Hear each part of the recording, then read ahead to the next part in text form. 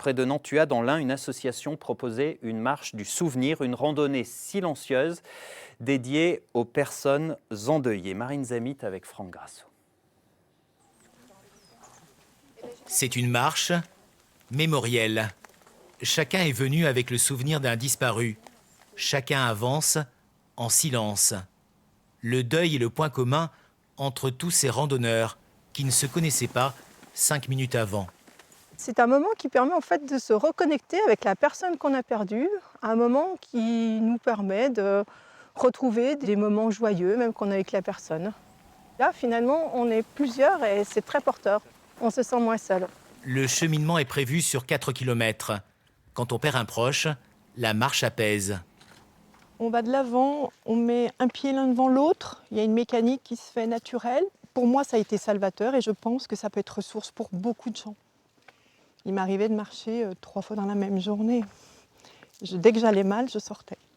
Pour moi, ça m'a sauvée. Au fil du temps, le groupe s'éclate, s'étale et la parole se libère. C'est raide, quoi.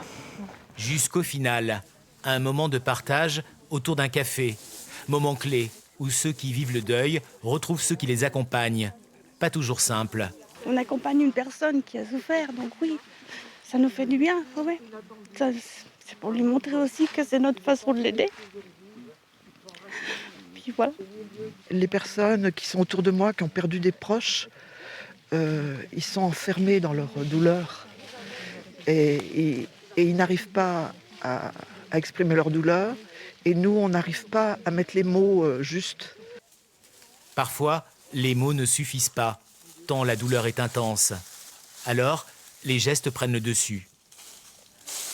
Partout en France existent des cafés deuil où les personnes éprouvées se rencontrent.